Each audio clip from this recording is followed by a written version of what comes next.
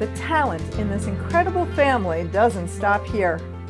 Pat offered to introduce me to her brother Irvin, a master weaver who's carrying on his family tradition as a 7th-generation weaver in the Chimayo style, keeping the classic styles alive while adding his own unique perspective to his pieces.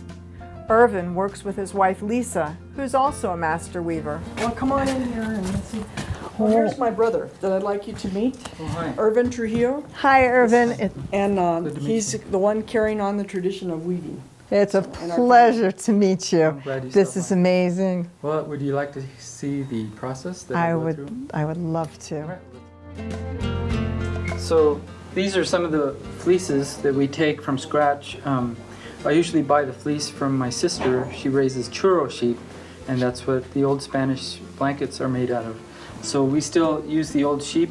You can see the colors here. They aren't just black and white, but they are different colors. And right here, these are my wife spins the wool from the carded wool and also just directly from the fleece.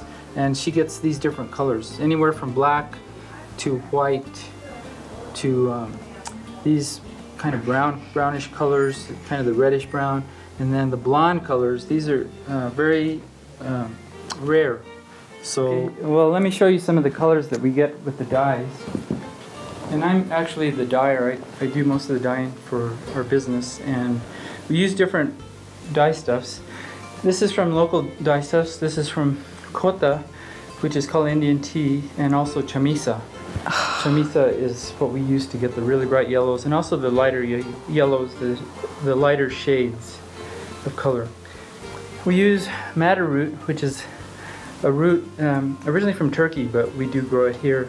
And I use the root to make oranges. I don't have any right now, but these are some of the samples. I use cochineal, which is the insect dye, and I use cochineal from Peru or Mexico, central Mexico. And here are some of the colors that I get with that. So I can get anywhere from a really orange red to a bluish red or fuchsia. And then what I do for the greens, I use some natural or local plants for the greens, but most of my greens come from dyeing the yellow in indigo. So the indigo that I use comes from central Mexico.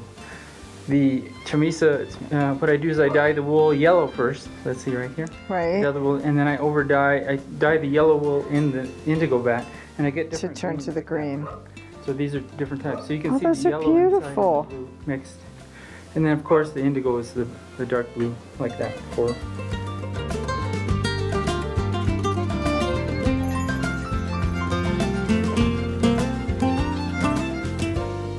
You can see I've been dyeing some indigo in the past couple weeks.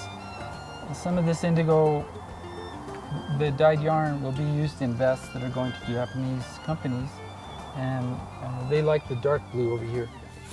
So after the yarn is set out here to oxidize, I take it and I rinse it in vinegar and then soap, and then I prepare it to go to the ditch where I give it the final rinse. Okay. So here we go. And here's what I use my glove for. This is really neat. So I can get most of the moisture out. And then I'll rinse it over here in soap. I usually use soap that doesn't have phosphorus in it because the phosphorus will affect the dye. Okay, here we go.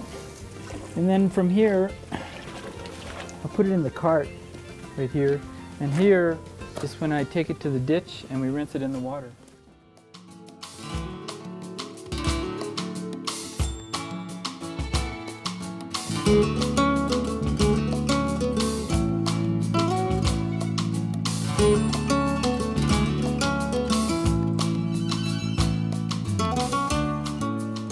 Okay, here we are. I'm backing in the cart, and now I'm going to put the yarn here on the side so we can get it in the ditch and rinse it. Oh my gosh.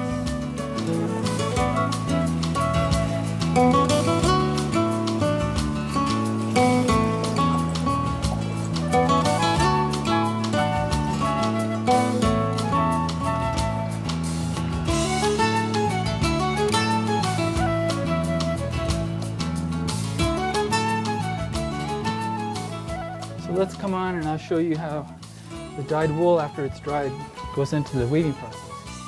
This is where I weave in these looms right here. This is what I'm working on right now. And this was a loom that my father built for me after I graduated high school. Oh my gosh. That was many, many years ago. You can see I have a piece that I have started. It's been a couple days, maybe 3 or 4 days to get to this point. It's a Chimayo style, so it usually has the stripe, like I said before, and then this is a small design. And now we're going to weave some space, and I'll get to the larger design. What the exact detail of the design is, I won't know until I get there. And I call it playing jazz because I introduce a theme and then I develop it.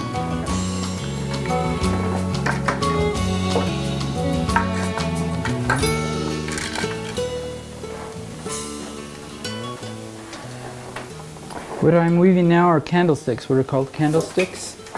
And they're part of the Chimayo blanket from the late 1800s. Let's see. Here we are.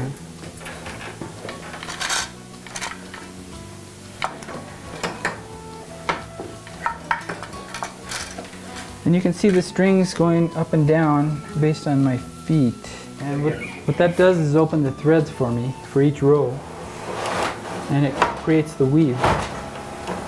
So you have to be able to multitask with your hands and your feet at the same time doing 2 different things. Yeah, and then to speak. The speaking is very difficult for me, but this isn't very difficult, so I can do it while talking like that. So it really depends on. And so I know when there's space, I need to start doing something.